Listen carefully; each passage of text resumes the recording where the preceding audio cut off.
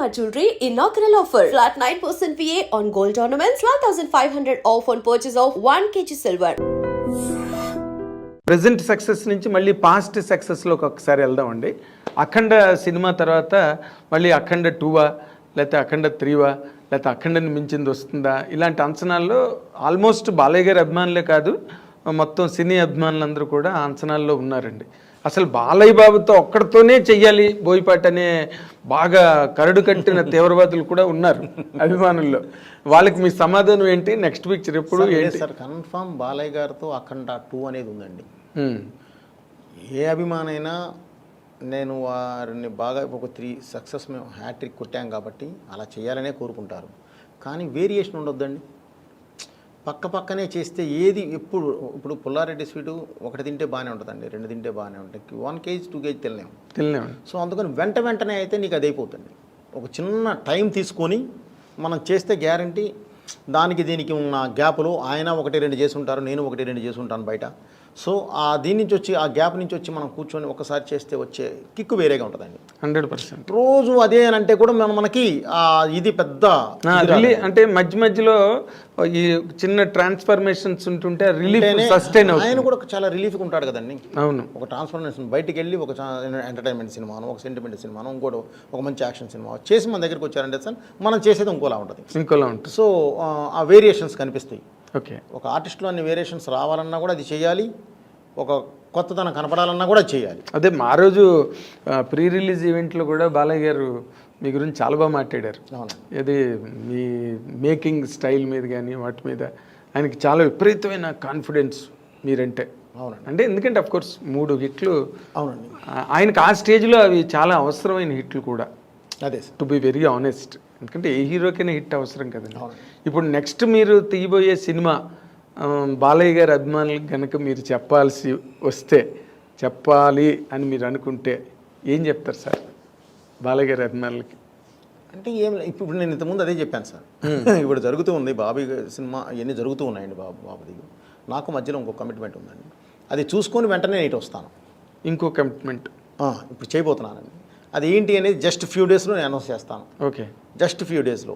పెద్ద hero. So పెద్ద hero. అదే మీరు పెద్ద హీరో అంటే మీరు చెప్పలేము, మీరు గబుక్కొని రామ్లాట్ హీరోని తీసుకొచ్చి పెద్ద హీరోని చేస్తారు మీరు సడన్గా.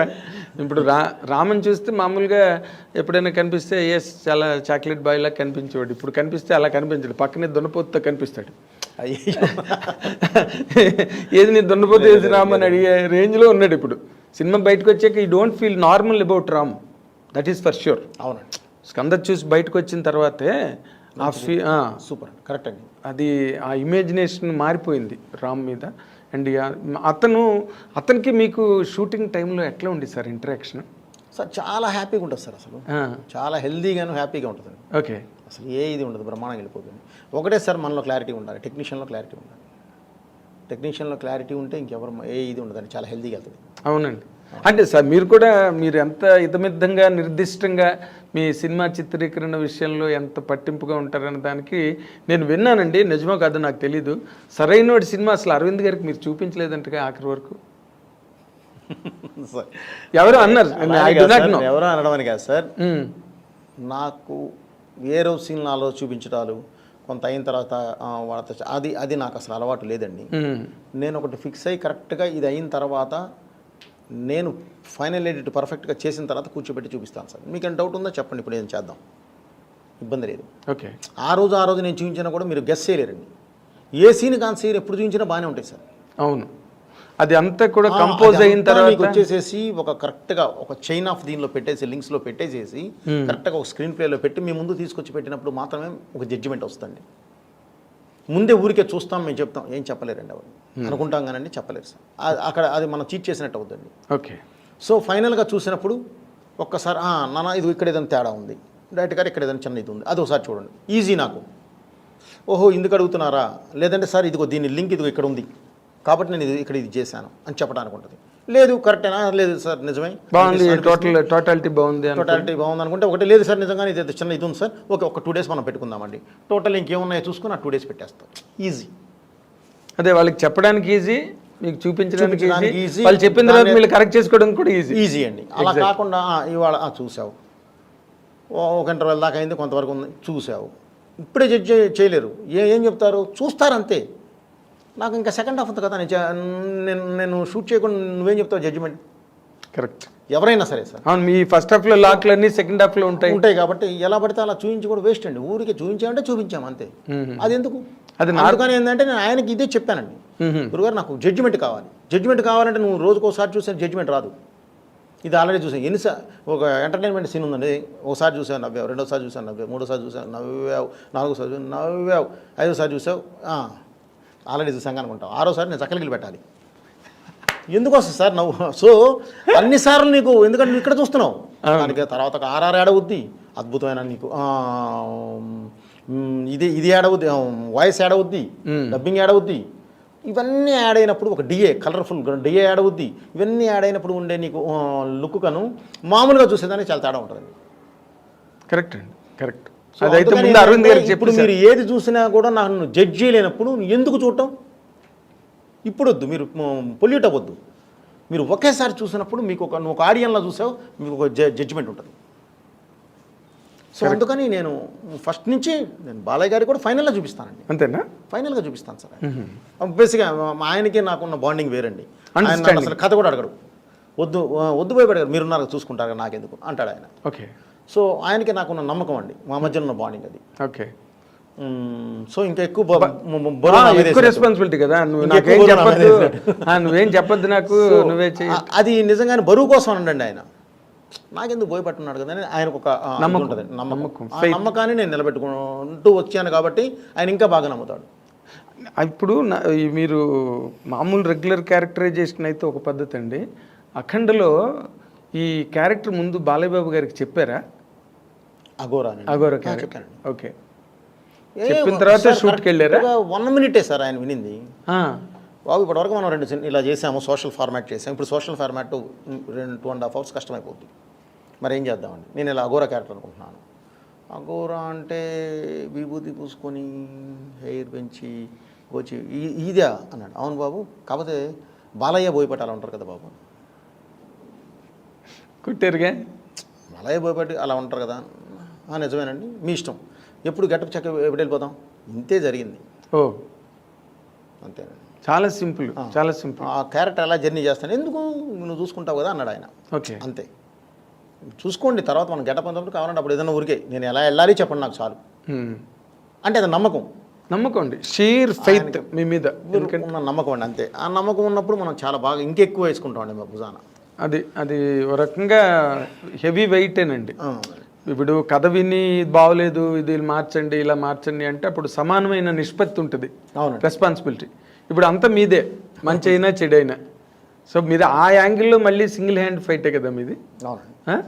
మరి దాన్ని మీరు ఎంజాయ్ చేస్తారండి బాగా బాగా. ఎలా? ఎందుకంటే నేను రీమేక్ చేయలేను సార్. రీమేక్ చూపిస్తే నాకు కిక్ రాదు. నాకు రోజు స్ట్రగుల్ పడాలి. అమ్మ ఈ షాట్ ఎలా తీయాలి, ఇది ఇలా పెట్టాలి, ఇది మార్చాలి, బ్లాక్ మార్చాలి, నుంచి ఇది బయటికి తీయాలి. ఆ కిక్ ఉన్నప్పుడే నేను డైరెక్టర్గా బతికున్నట్టండి. అది లేని రోజు నాకు అవసరం లేదు సార్ అది. అందుకే నేను రీమేక్లు చేయనండి. రీమేక్లు చేయరు అసలు. ఆ ప్రస్తావన కూడా మీ దగ్గర రాదేమో. నేను చేయనండి, చేయలేను. నాకు కిక్ ఉండదు. అది నేను చూస్ చేసేదేం సార్. మరే కరెక్ట్, నేను అది పెద్ద ఇబ్బంది పడతాను. నేను రీమేక్లు మధ్య బాగా డిసప్పాయింట్ కూడా ఎప్పుడు రీమేక్ అలా అని కాదు సార్. నేను వాళ్ళతో చెప్పండి, నేను ఎవరితో సినిమాలే కూడా నేను రీమేక్లకి వెళ్ళాను సార్. ఎందుకంటే ఆల్రెడీ చూసిన సినిమా సార్ అది. నేను సో కొత్త పాయింట్ ఆఫ్ వ్యూ ఏదైనా ఉంటే నేను చేస్తాను ఆ రీమేక్లో కూడా. కొత్త పాయింట్ ఆఫ్ వ్యూ దానికి ఇప్పుడు నేను చేసిన దానిలోనే నాకు భద్ర ఉంది, సెకండ్ వెర్షన్ ఉంది, నాకు నేను చేయగలను. ఓకే, భద్రకి సెకండ్ వెర్షన్ ఉంది, కానీ సెంట్రల్ పాయింట్ అదే ఉంటుంది. ఆ సెంట్రల్ పాయింట్ మార్చాలి, మారిస్తే వచ్చేస్తుంది మొత్తం కొత్త కథ వస్తుంది. ఓకే, సింహ కూడా అలాగే ఉంది. తులసికి లేదని సింహాకు ఉంది అలాగే. ఇదే ఉంటుంది, సెకండ్ వెర్షన్ ఉంటుంది. సెకండ్ అంటే అదర్ వెర్షన్, ఇంకో రకంగా కూడా తీయచ్చు ఆ సినిమా. ఓకే, అదర్ వెర్షన్ అలా ఇంకేదన్నా నేను వెళ్ళినప్పుడు చేయగలను. కాదు సార్, దాన్ని ఎవరు డిసైడ్ చేస్తారు? మీకు మీరే డిసైడ్ చేసుకుంటారు కదా 2 వెర్షన్స్ ఉన్నప్పుడు. అంతే కదా సార్. అమ్మ మీరు మామూలు కారండి కాదు సార్, ఎందుకంటే అది మా ధర్మం సార్. అది ధర్మం ఏంటంటే సార్, ధర్మం ఏంటి తేడా వచ్చిందంటే గొప్ప పగిలిపోతుంది. ఇప్పుడు ధర్మం ఓకే, మీ బాధ్యత, మీ ఉద్యోగ ధర్మం, లేకపోతే మీ బాధ్యతలో ఉండే ధర్మం అది. బట్ ఏదైనా ఒక బ్రిటిష్ వాళ్ళు ఎక్కువగా కౌన్సిలింగ్ని నమ్మేవారంట. కౌన్సిలర్స్ కూర్చుని డెసిషన్ తీసుకోవడం అది అవునండి. అది అప్పుడు బాధ్యత అన్నది అందరికీ పంపకం జరుగుతుంది. ఇక్కడ మీరు 2 వెర్షన్స్ రాసుకుని 2 బాగున్నాయి దీనిలో వెళ్దామని అనుకోవడం మాత్రం ఇప్పుడు నాకు సాహసమే. నాకు ఒక రైటర్ స్వింగ్ కూడా ఉంటుందండి. వాళ్ళతో కూడా కూర్చుంటాను సార్. ఓకే. కూర్చొని వాళ్ళ అభిప్రాయాలు కూడా మొత్తం వింటామండి. వాళ్ళతో పాటు కూర్చొని వాళ్ళ అభిప్రాయాలతో పాటు మొత్తం అంతా కూడా అభిప్రాయం తీసుకున్న తర్వాతే ఫైనల్ జడ్జికి నేను వెళ్తానండి. Okay, then you will arrive at final decision. Yes sir. Okay, ఇప్పుడున్న ఇది ఎలా ఉంది, ట్రావెల్ ఎలా కావాలి, ఏంటి, వాట్ ఇస్ వాట్, ఇప్పుడు నడుస్తున్న ట్రెండ్ ఎలా ఉంది, ఓకే, ఎవరిని మనం ఖాయం చేస్తున్నాం, ఈ సినిమా ద్వారా ఎవరిని ఫస్ట్ ఆడియన్ మన సినిమాకి రావాలి అనేది కంపల్సరీ ఇది పెట్టుకొని కూర్చుంటాను. ఓకే, రీమేక్లు చేయరు అసలు, ఆ ప్రస్తావన కూడా మీ దగ్గర రాదేమో. నేను చేయనండి, చేయలేను, నాకు కిక్ ఉండదు, అది నేను చూస్ చేసేదేం సార్. మరే నేను అది పెద్ద ఇబ్బంది పడతాను. నేను రీమేక్లు మధ్య బాగా డిసప్పాయింట్ కూడా ఎప్పుడు రీమేక్ ఈజ్ రిస్క్ అలా అని కాదు సార్, నేను వాళ్ళతో చెప్పలేదు. నేను ఎవరితో సినిమాలే కూడా నేను రీమేక్లకి వెళ్ళాను సార్, ఎందుకంటే ఆల్రెడీ చూసిన సినిమా సార్ అది. నేను సో కొత్త పాయింట్ ఆఫ్ వ్యూ ఏదైనా ఉంటే నేను చేస్తాను ఆ రీమేక్లో కూడా. కొత్త పాయింట్ ఆఫ్ వ్యూ దానికి ఇప్పుడు నేను చేసిన దానిలోనే నాకు భద్ర ఉంది, సెకండ్ వెర్షన్ ఉంది, నాకు నేను చేయగలను. ఓకే, భద్రకి సెకండ్ వెర్షన్ ఉంది, కానీ సెంట్రల్ పాయింట్ అదే ఉంటుంది. ఆ సెంట్రల్ పాయింట్ మార్చాలి, మారిస్తే వచ్చేస్తుంది మొత్తం కొత్త కథ వస్తుంది. ఓకే, సింహ కూడా అలాగే ఉంది, తులసికి లేదని సింహాకు ఉంది అలాగే. ఇదే ఉంటుంది, సెకండ్ వెర్షన్ ఉంటుంది. సెకండ్ అంటే అదర్ వెర్షన్, ఇంకో రకంగా కూడా తీయచ్చు ఆ సినిమా. ఓకే, అదర్ వెర్షన్ అలా ఇంకేదైనా నేను వెళ్ళినప్పుడు చేయగలను. కాదు సార్, దాన్ని ఎవరు డిసైడ్ చేస్తారు? మీకు మీరే డిసైడ్ చేసుకుంటారు అంతే కదా సార్, 2 వెర్షన్స్ ఉన్నప్పుడు. అంతే కదా సార్. అమ్మ, మీరు మామూలు కారండి కాదు సార్, ఎందుకంటే అది మా ధర్మం సార్. అది ధర్మం ఏంటంటే సార్, ధర్మం ఏంటి తేడా వచ్చిందంటే గొప్ప పగిలిపోతుంది. ఇప్పుడు ధర్మం ఓకే, మీ బాధ్యత, మీ ఉద్యోగ ధర్మం, లేకపోతే మీ బాధ్యతలో ఉండే ధర్మం అది.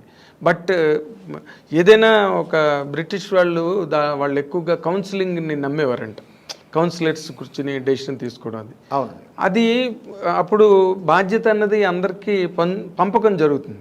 ఇక్కడ మీరు 2 వెర్షన్స్ రాసుకుని 2 బాగున్నాయి దీనిలో వెళ్దామని అనుకోవడం మాత్రం ఇప్పుడు నాకు సాహసమే. నాకు ఒక రైటర్ స్వింగ్ కూడా ఉంటుందండి. వాళ్ళతో కూడా కూర్చుంటాను సార్. ఓకే, కూర్చొని వాళ్ళ అభిప్రాయాలు కూడా మొత్తం వింటామండి. వాళ్ళతో పాటు కూర్చొని వాళ్ళ అభిప్రాయాలతో పాటు మొత్తం అంతా కూడా అభిప్రాయం తీసుకున్న తర్వాతే ఫైనల్ జడ్జికి నేను వెళ్తానండి. Okay, then you will arrive at final decision. Yes sir.